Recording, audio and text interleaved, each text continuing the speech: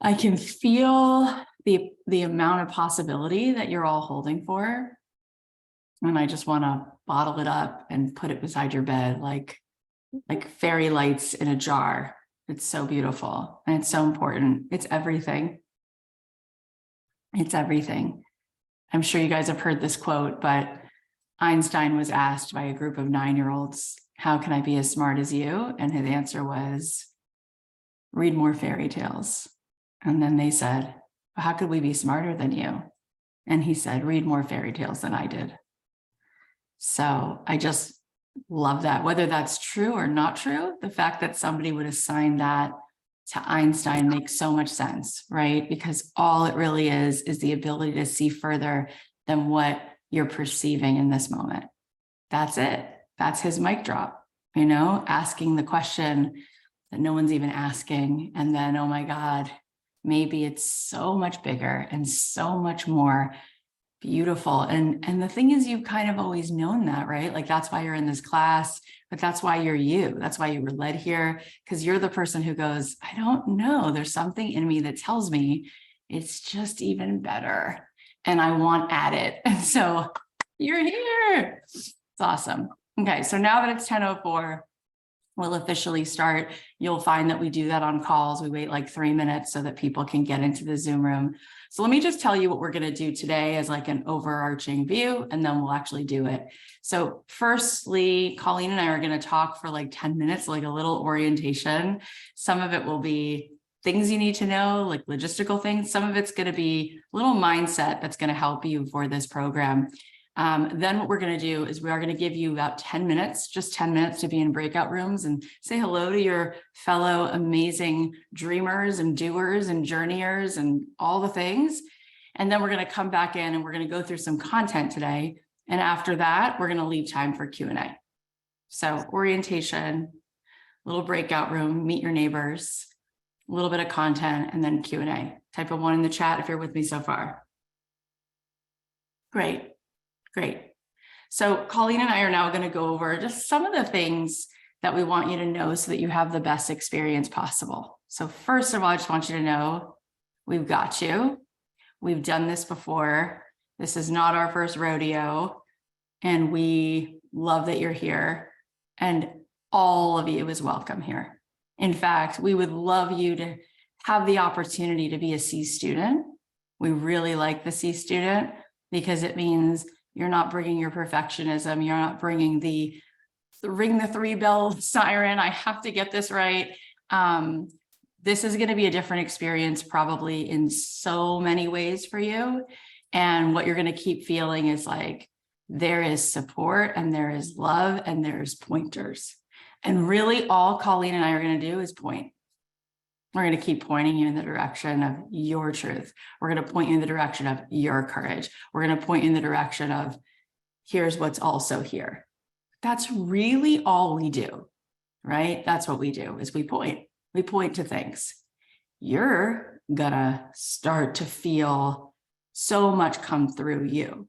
You're going to feel this level inside of you of willingness, growth, vision, leadership.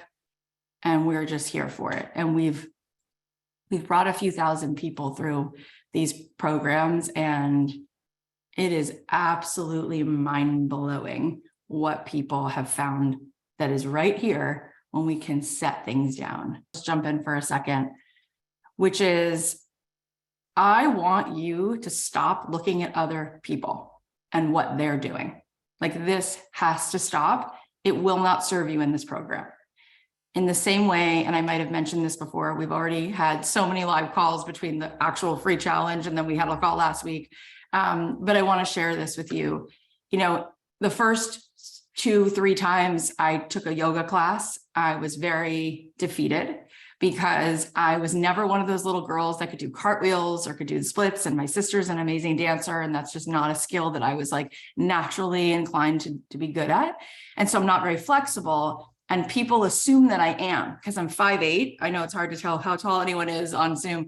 I'm tall. And when I was growing up, I was like tall and lanky. So people assumed I might be good at yoga or volleyball. I kept being asked by the woman in high school. And I was like, I'm not athletic. Like, I'm not going to be good at volleyball just because I'm 5'8.5".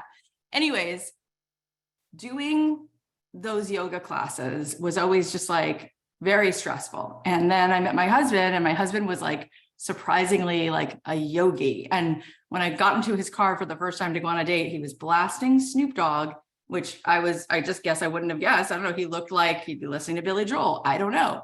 And then in his little car, I don't know, on the rearview mirror was this yoga pass, which meant he was so into yoga that he got the parking pass. That's how often he went to yoga. So I was like, you're all filled with mysteries. I love it. And I got it really into hip hop because of him, and it's all great. So I started going to yoga with him, and he's like a level 3 yoga student. In fact, I've told him 15 times to do the teacher training because he'd be so good at it. And he's like, sometimes I just like to do things. It doesn't mean they have to turn into like businesses. And that's like legit how we interact, which is hilarious. And I remember coming out of a yoga class with him and saying, it's hard to go to yoga with you because you're so good at it. And he was like, why are you looking at my practice? You don't know if I'm good at it today. Like, if you can hold downward dog for 7 seconds, you might have had a much better practice than I did because you stretched from where you were, literally. And I might not have. He goes, in fact, sometimes I'm doing all the inversions, I'm doing all the things, and I don't feel like I get a good practice because I'm not pushing my limit.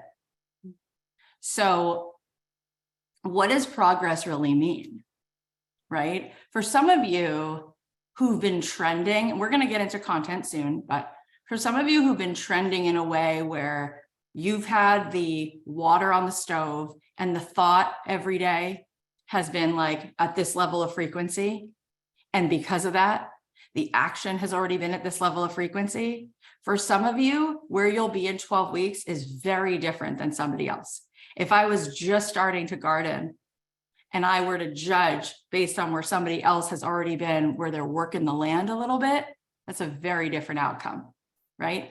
So I don't love where we go right to resistance, where you look at other people's piles of things and you go, why is their outcome different? Get out of there. That is none of your business. That's only going to defeat you, right? That person might have already been in a certain level of even non-resistant thought, right? And we got to start trending positive, and we got to start looking at our output and measure that and measure progress based on where we are right now. So if you are just learning to like get the ground ready and you plant the seed, and by the end of 12 weeks, there's a sprout, I'm going to stand up and cheer for you. Somebody else may have been getting that ground ready for a while. The seeds were already planted. And by the end of 12 weeks, that person has branches. Somebody else has fruit coming out of their tree, right? Why is that relevant to you? It's not. It's that we will find any and all opportunities sometimes to find the evidence that once again, we will be let down and disappointed, and we will sabotage ourselves. That is not going to happen here, because I am telling you ahead of time. I'm also going to tell you something else, which I say at the beginning of every program. So if you've been in my programs, you've heard me say this, but my mentor, Seth Godin, I'm sort of a blend of something really spiritual, like a rabbi, and Seth Godin, who's like my marketing guru teacher, and like all the things in between. And one of the things that Seth has taught me is there will be a dip. And you being aware of that will serve you. And what does that mean? Everyone hits a dip because it's part of our human development. As you're learning something new, you're going to get spurts of energy, and then you're going to have moments where you get frustrated. That is how we grow. That is part of the process. So what I like to do at the beginning of this program is to say, it will happen. How will we anticipate what our response is going to be? Because it will happen. I think for kids in a family unit, just like people inside of a program, you like to feel there's like a healthiness and a lovingness to the leadership. I can tell you, Colleen and I treat each other we love each other, right? And this team is functional in the way we treat each other, and you can kind of feel that. That takes our having the awareness that as you work with someone, You're not blindsided. Of course, there'll be moments where I don't communicate effectively, or she doesn't completely stand for what she needs to. But the reason we don't fall apart, and the reason we've never yelled at each other, we've never had a moment of sass, we just don't have it. Why? Because we are aware. We're aware going in. Of course, there's going to be moments where there's a gap between what I'm saying and what she's saying, or what she needs and what I need. So we're not blindsided by it. Legit. There's no arguing on this team. Emma's been with me for 700 episodes, 6.5 years. Never. There's not a weird comment, because I'm aware of what it takes to be in relationship. You have to face yourself. I'm also aware of what it takes to create something beautiful, and no one's at fault, and I don't shame myself. And so from the top down, there's like this love. I've got you, you've got me. This is to be expected. We just had someone new join our team, and she was like, I don't know. I felt like, I guess there was going to be evaluating of me all the time, or pressure. And I was like, yeah, that doesn't happen here. That's just not going to happen here. We're aware that we're rebuilding the house right now. And when we bring someone new on, we're remodeling the kitchen and the pipes are exposed. Can you guys be aware of that? Holy hell. Do you know what you're taking on right now? You are taking on changing what you believe is possible and what you're doing about it. You're remodeling the kitchen. It gets ugly before it gets better, right? Like, have you ever been through a remodel? I literally was on heart medication. It sounds so stupid to say that, but I kept having dizzy spells. This is 2 houses ago. We were remodeling, and I was like, I've never been dizzy before. What is happening with me? Why am I dizzy? And I went to see a cardiologist, and I was like, what could it be? This. And he does all these like basic, he looks me over and he goes, is there just anything stressful happening in your life right now? Like, anything? And then he goes, are you remodeling? And we both start laughing. I go, how can that be? He goes, because it's very stressful. Like, it's very stressful. It sounds ridiculous, but it always takes twice as long as they say. It's always 4 times the cost that they say. It's always messy when you're trying to live with 3 children while the kitchen and all the stuff is, he goes, yeah, it's stressful. And I was like, this can't be. I'm so dizzy. And he goes, I promise when the house is done being remodeled, you won't be dizzy. And I was like, I can't believe that's true. I just can't believe it. This is a physical reality for me. He's like, yeah, you'll be fine. And he was right. As soon as the house was finished, I, thank God, like, never was dizzy since. So he put me on some like magnesium and then some other little heart med just to like regulate. But you guys are remodeling the freaking house right now. Let's just be aware. Like, you're going to be knocking down beliefs that you've had. Ooh. Your system is right now, right? What do they say? When the student is ready, the teacher appears, right? It's another way of saying, like, you will only get what you're willing to allow it. There's a level at which you have a very strong capacity for chaos in your life. We all do. We're willing, at this point, we're like, I would like less, right? There's a level at which you had a capacity to tolerate less than you deserve. Right now, you're bumping up against that, saying, not today anymore, right? Do you know what's going to come through when your body goes, please don't put me out in this place that now feels unfamiliar?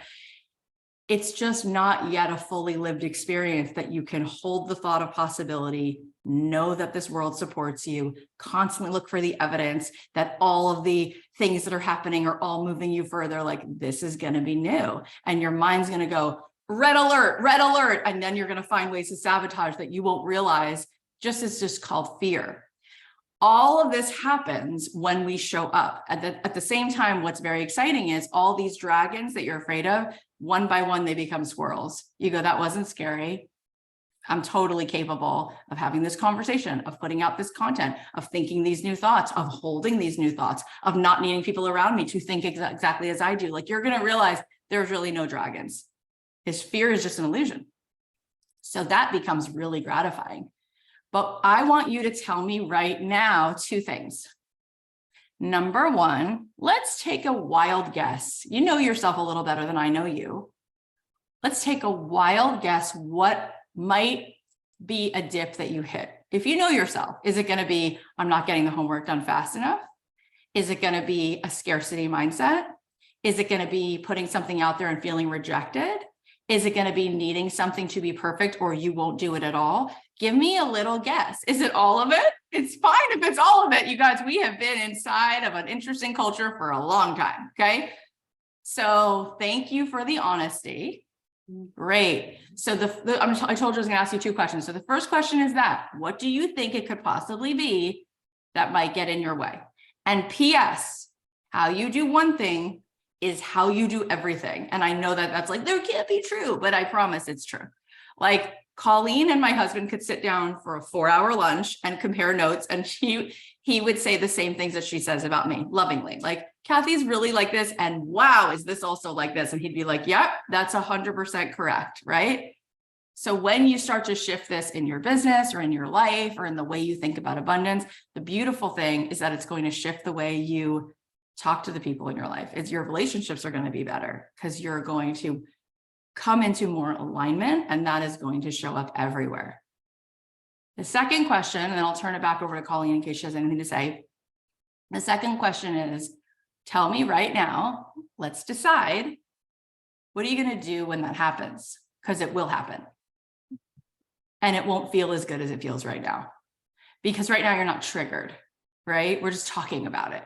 But when it actually happens and somebody leaves a rude comment, or you put something out there, whether it's a dream of yours, a belief of yours, and somebody hits you back, or you're creating some content, or you put out an offer and, oh, it doesn't happen right away, or you see where it's not perfect, or what are you going to do about it? Breathe, pause, accept that you're enough.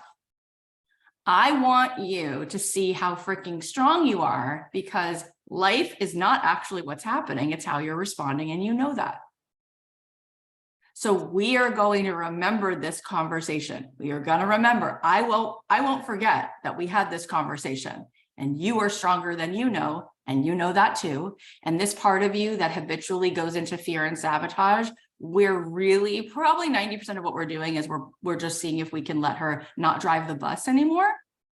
So I won't forget we had this conversation, and you will be on the hook to respond this way. And that will probably be the hardest thing you do. It won't be the assignments we give you. It's remembering to not react, but to respond instead. Colleen, anything you want to add?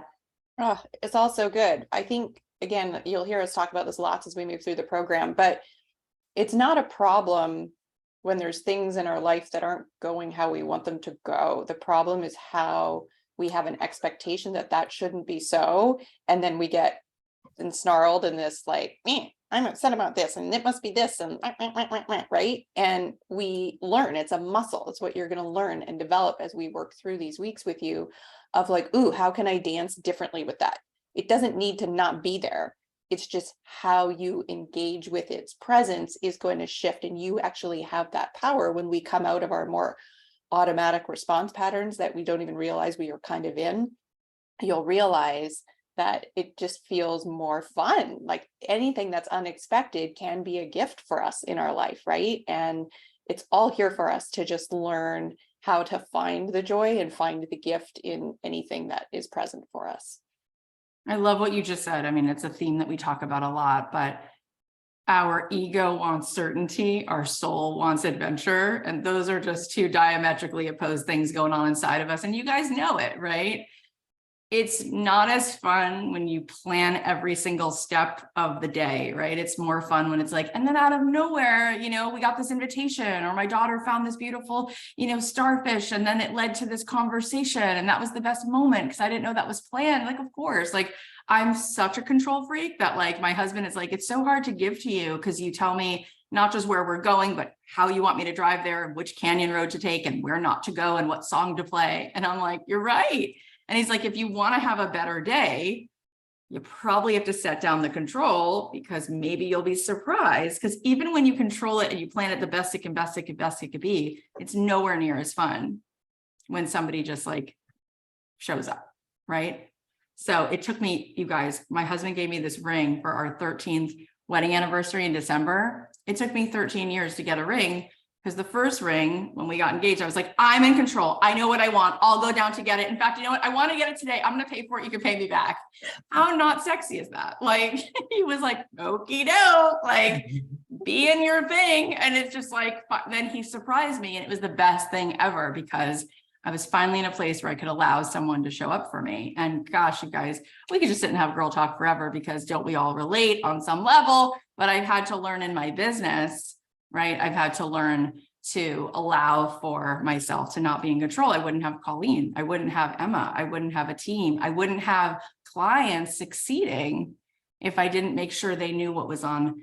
What does Patrick Swayze say in Dirty Dancing? Like, your dance space, my dance space, right? Like, people can't succeed if as a coach you think that you're their savior. Like, nope. You know what I mean? So I'm good. I'm better and better and better and better at this in business, but I can always keep growing in my business and in my life and all of the things. So Colleen, I'm actually going to let you, I'm going to click the to unmute. I'll let you begin this curriculum. She and I are on the same page of what we're going over today. And then I will dive in and then we'll get into some Q&A. But I think that a little bit of this curriculum today is important as a compass, as a review, and again, as we point you in the direction of what I think will be most helpful. So I'll let you go ahead and start.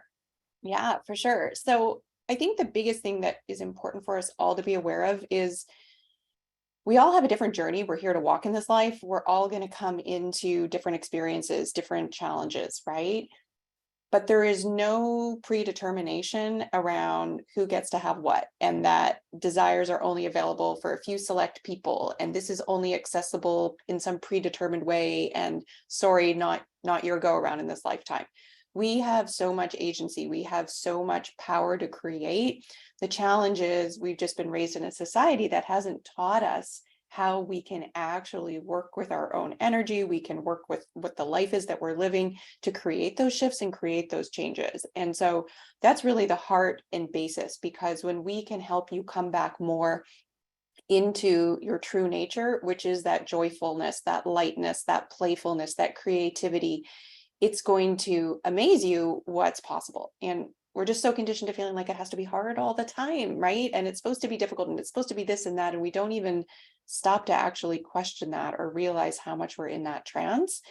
So a lot of this work is going to be around rebooting that and coming back into a newfound awareness that it actually gets to be easy. It gets to be fun. It gets to be all kinds of things more often than not. Okay. So I think when we mostly attempt to reach a goal, right? We say, I have a goal, or I have a desire, or I have a dream.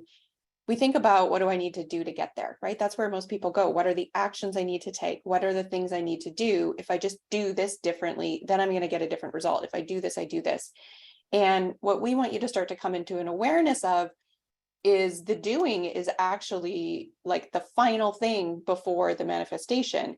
And what there is like this entire wave that exists before we even get to the action. And when we can start to come into awareness about that, we realize, oh, that's why my willpower runs out. Like, that's why I fall off the wagon with this thing, because you're up against almost like a tsunami without realizing that that's what you're up against. And so what we mean by that is your actions that you take, they're determined by who you're being. And who you're being, we're referencing the beliefs that you have. Some of them are subconscious, you may not know about them, but the beliefs that you hold, the thoughts that you then wind up thinking because of those beliefs, and then how you feel, right? I always say, like, you can imagine driving down the road, and if you're in a really pissy mood and you're feeling like you're late and you're tired and annoyed, you may not even notice that there's someone wanting to merge, right? You know, from like a parking lot onto the road. Like, you don't even like see it. You don't even like recognize that they're there.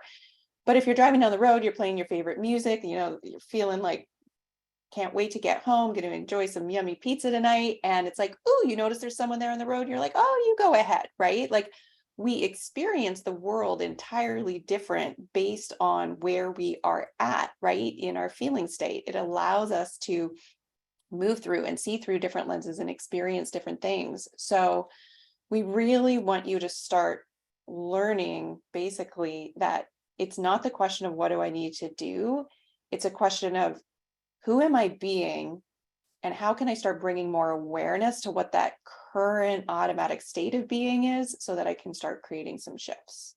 Yeah, I love listening to you. I get to spend all this time with you, and I've heard you say all these things a million times, and we finish each other's sentences, and it's so good. And I love it. And I appreciate your resonance and how you say it. That's why I put you here. I'm just so happy about you, but I see everybody's faces, right? And like you and I have these conversations all day long, and we just keep turning thoughts to things, thoughts to things, thoughts to things. We have the best time ever, because this literally is like a white canvas. It's like Harold and the Purple Crayon, you guys. I'm not joking. You will start to feel it. You will start to see it. We forget because we're not as smart as Einstein. Okay. We're just not. And I actually, maybe I'll take that statement back. I think we actually are probably equipped to be as smart as he is, but his muscle for, his tolerance for imagination was just great. Right. It was significant. But I'll bring him up a lot because, again, everybody has different spiritual practices, but science is a great unifier because math is math. 2 + 2 will always equal 4. And so I tend to read a lot of Einstein, and I love things that have to do with science because to me, they just prove everything that I believe spiritually. And so what will he teach you the more you learn about science is that this world is made of vibration. This world operates more like an orchestra with instruments than it does anything else. This world is literally frequencies bouncing off of each other. And we are not taught enough about how all of that works, but they're actually finding so much of that now when they go into different trials, clinical trials. They're actually using sound healing, and they're seeing that that's actually breaking down cancer cells. And they're starting to understand so much about vibration and the Wi-Fi that's around your house. Like, we're starting to have all these new understandings about how that speaks in certain moods, and like, yep, certain frequencies change the way you feel, which is why they pipe in those fake little bird sounds in Disneyland as you walk around and like, I'm in the best mood. It's like, correct. There's music everywhere. Try to watch a movie without music.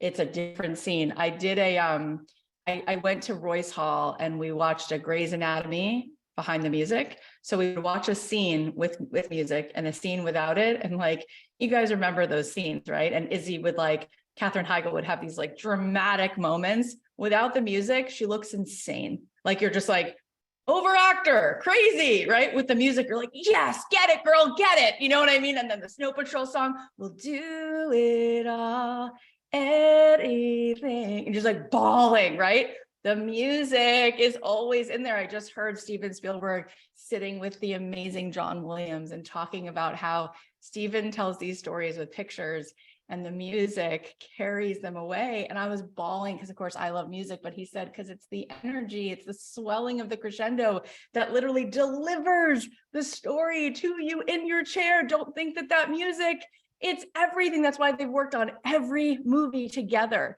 Doesn't that blow your mind that he would say that? Like, I heard him say this and I was like, wow. I mean, Steven Spielberg is like taking a script, shooting it, creating helping the actors like get their mark. And then he gives all this credit to the music, all this credit. And he goes, because it's the frequency.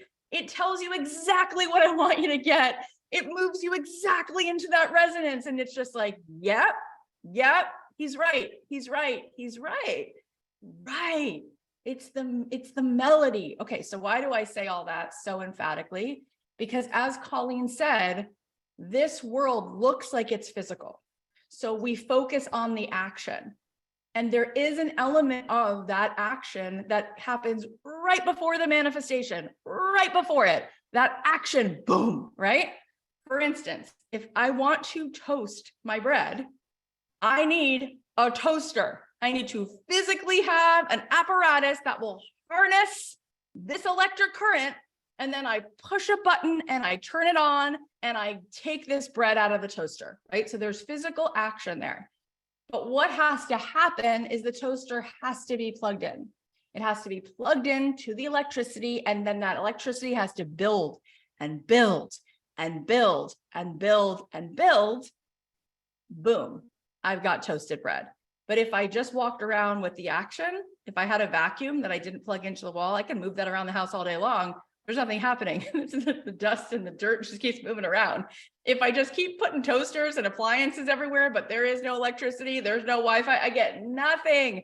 So what people typically do is they say, what do I need to do? Where do I need to go? Tell me the strategy. And it's like, there's a level at which the strategy starts to be the thing that you will assign all of the miracle to. That's what happens right at the end. So what do I mean? I said before that Colleen and I have the best time because all we're really doing all the time is what we all want to be doing, which is we're turning thoughts into things. So let's look at that for a second. There is a level at which there is a consciousness happening and an awareness happening before you even are aware you have the thought. True or not true? There is a moment before you even had the thought. And all of a sudden now you have the thought. Well, now you can begin to turn it into something, right? And that thought just starts to get momentum and you start to line up with it. And then you start to be aware of what you want to do. And then you take a little action and then you line up with more thoughts, and more thoughts come from over here into your actual awareness, right? Like think about the things you've done in your life, right? In 2003, I moved to LA. Well, there was a moment before I had the thought, I want to move to LA. Well, where was that? It was somewhere. I just hadn't lined up with it yet. It was percolating. It was somewhere in my conscious somewhere, but it got louder and louder until I went, wait, I have this thought.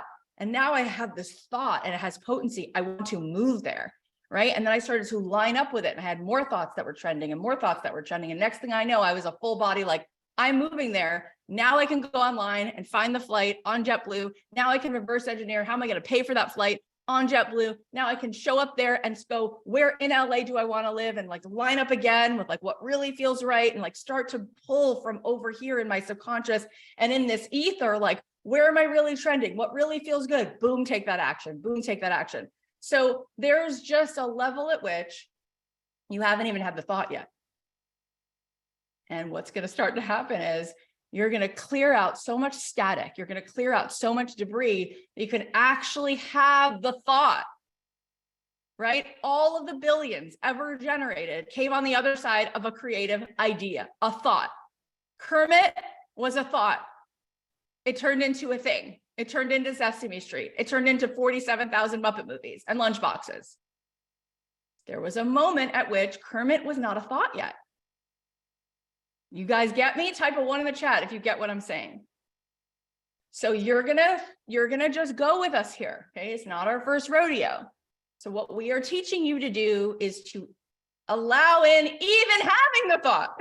Okay, that's number 1. And then once you line up with the thought, we're going to show you what action to take. But most people are going to walk around just saying, where's that action? Where's that action? What's that action? What's that thing to do? Tell me what to do. And I'm like, hold up, wait a second. Where's the thought? Do you have it yet? What is it? What's your alignment? Where are you? So here's the thing. Probably the focus for so many of you is to start to tune your awareness to how much thought is actually coming in. Because when you are in a habitual, automatic program of your mind, there's no thought to turn into a thing. Instead, there's all the evidence of why there's shame and self-doubt and the world is limited and scarcity and blah, blah, blah, blah, blah, blah, blah, blah, blah. From that place, we're not going to access the pool of what's in your vortex, of what's here for you to throw on the Herald and the purple crayon. So we got to tone down. We got to be aware of that rampant scarcity. That's just go, go, go, go, go. And that comes from your amygdala, right? And as long as human beings have walked the face of the earth, that's actually just gotten bigger and bigger and bigger. And what is it there to do? Well, it thinks it's there to protect you from tigers and things like that. So it got really, really, really, really strong. It's too strong. It's kind of like having an engine that's too strong and your kid just learned to drive and you're like, I don't want you in a Maserati. It's too strong of a machine for you.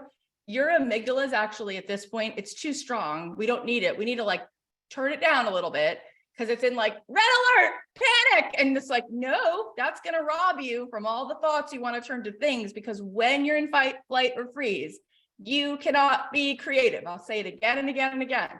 But we're so used to tolerating being in fight or flight, you don't even know you're in it. You're like, this is just a Tuesday. And I'm like, you're stressed as hell. And you're like, shit, she's right. So it's like, if you're stressed, if you're that stressed, that we're not going to gain these awarenesses of like, I want to create Kermit. There will be no Kermit. Kermit will not occur to you. Okay.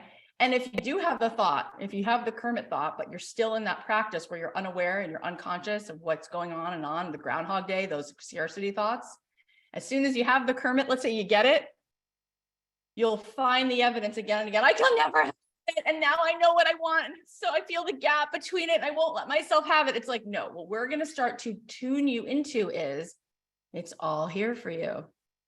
You're totally supported. This universe is magnificent. You cut your finger, boom, your whole body goes into repair.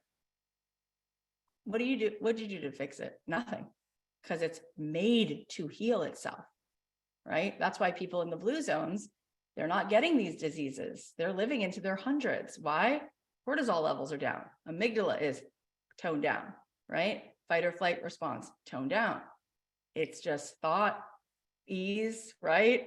That's it, right? All the hard stuff that we have to face when people get these diagnoses, they come from inflammation. Where does inflammation come from? Cortisol, reactivity. So newsflash, if you haven't already heard me say it enough, like this class will not just help your life, it'll help your health, your vitality, okay? You're clocking way too many miles on that body from the amount of panic.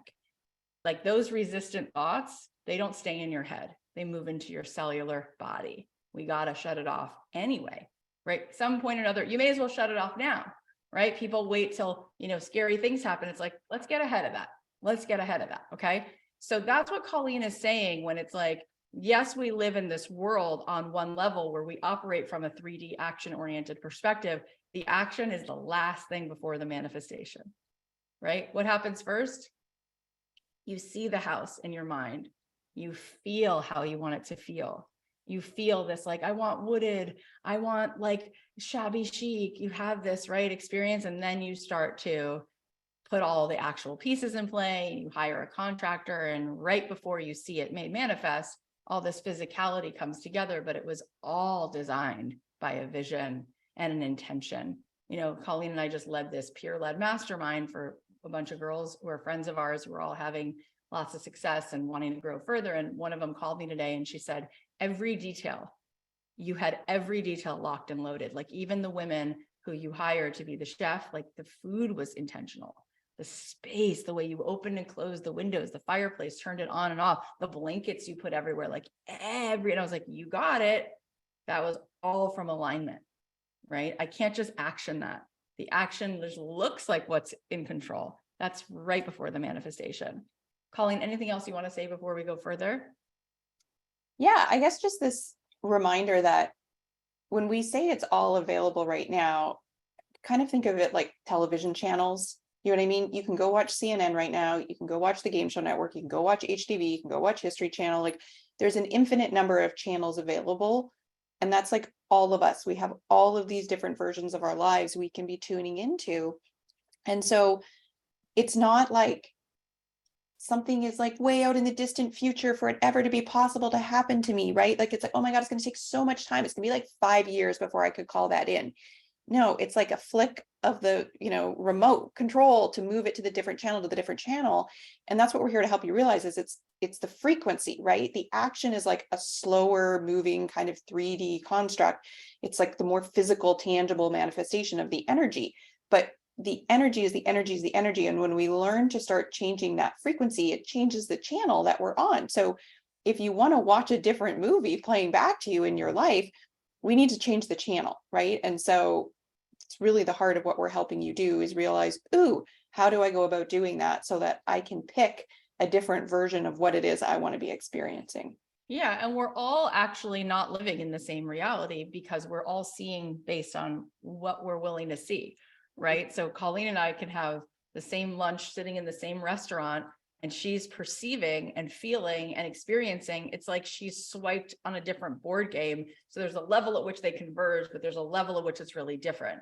And what we're going to do is we'll be two people who are offering hopefully a wider view, right, of how much more is here with ease and allowing. And then you'll start to feel how much you can see. Right. And Moana can see what's over that horizon. The people on her island couldn't see that. Right. But she could see further. And so, yes, it seems as though it's many hours away or it's many concrete steps away. And really and truly, it's changing the energetic. And as you do that, something different comes back and you go, whoa, I just felt and saw how this is actually right here. I can set down my belief in how hard this has to be. Part of it is we are married to the idea that success is hard earned and that it has to feel like we literally require almost this level of hard to even give ourselves a little payoff. And so we set it up to be that way rather than saying, if thoughts become things, I would love to see how can this be done with the most fun? How could I build a business and how could I allow wealth into my life and how could I allow purpose into my life with the most ease and wonder? Ooh, that's a great question, because all of a sudden you're going to get evidence that shows you how to do it that way, right? Colleen was saying to me at the mastermind, she's like, we were talking about the way I'm using my time. And she's like, well, you know, you podcast like 90% of your week. And I was like, not getting it until I realized, well, because I work a 20-hour work week, within the 20 hours, that's what she meant. And it's like, I realized as we were talking, like I have set up my life in a way where I'm able to make millions of dollars and do something I absolutely love. And I don't have to sit at my computer and work for 40 hours because who said so? It's kind of like Roger Bannister winning the 4-minute mile and cutting it down and getting under 4 minutes. People were like, you can't do that. And he was like, or I can. Like, maybe you're just working harder instead of smarter. So we want to show you how to work smarter, which has to do with resonance. Because when people meet you, a client, a customer, someone who sees a YouTube, someone, boom, what do they feel? Ugh, resonance. So if the resonance is there, things move way faster. You know what I'm saying? So I want to do a little meditation with you guys. And part of what we'll do throughout this process is we'll do a little bit of meditation. We'll do a little bit of mindfulness. So take a second, close your eyes. And I just want you to come into this present moment just for a moment. So let's use some basic mindfulness practice. Let's just notice your sit bones. That's a good way to kind of ground yourself because our mind is everywhere but the present most of the time. So just feel, what do you feel more, your right sit bone or your left sit bone, just as you're sitting on the couch or the chair or the floor. Now see if you can put your weight equally into both of your sits bones. And just allow the chair or the wherever you're sitting, just allow it to hold you. Just allow yourself to feel supported. And just drop in, right? Mother Earth has got you. You're good. And now from this place of being centered, we're just going to play with a little visualization technique. And I just want you to call upon this part of you, this highest self that has been feeling this little whisper that has this sense that there's a future you're ready to step into. I want you to just see a little image of your future self sitting on a bench somewhere, just sitting with a friend. And you could be sitting near the ocean. You could be sitting in Central Park. You could be sitting on your back porch. I just want you to be sitting somewhere outside. And it's just the most beautiful, crisp, gorgeous day. And I want you to just see yourself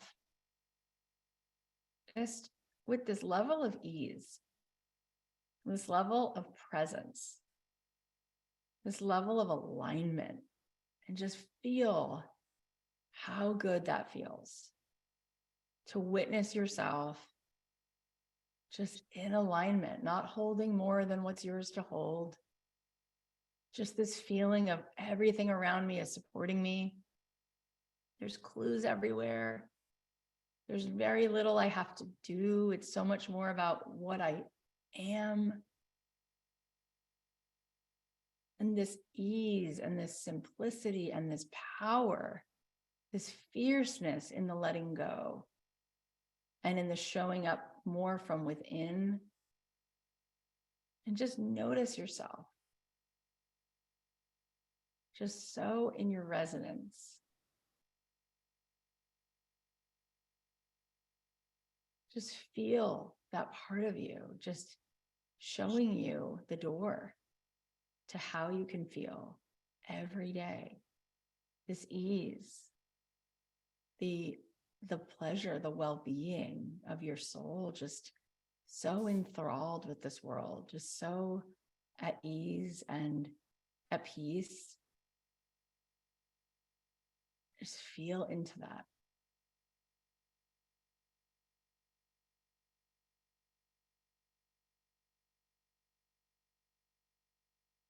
Okay, now you can open your eyes. Isn't that amazing? You can literally feel that there is a part of you that knows exactly what to do and knows how little you need to do.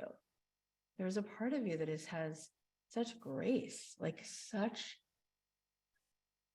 awareness, and such a way of being with this life that feels so good. That is your daily assignment. Every day, I want you to call that part of you in, because you're going to start to memorize how that feels. Because that's the part of you that's not reactive, because it's responsive. The part of us that's responding instead of reacting is responsible. And that part of us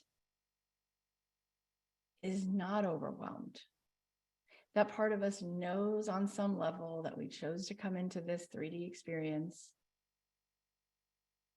and is always willing and able to find this place that doesn't wobble, this place that is just really and truly at peace with this experience and alive and curious and has this inner guidance system. And that's the part of you that has always carried you here, that always knows. And we just need to let her drive the car. Like, let her be the one to point you. And you'll start to realize that you overfunction, right? You overdo. And then you can't see. There's too much static. You're not getting the vision. You're not hearing the thought that you're ready to turn into a thing because you're carrying so much weight for so many people. And that's a part of you that's reacting, and that's a part of you that's surviving. And then there's this other part of you who's like, I'm ready to thrive. I'm good. Let's freaking go. Wheels up. We got this, right? She's in harmony with the music. She's in harmony with the orchestra.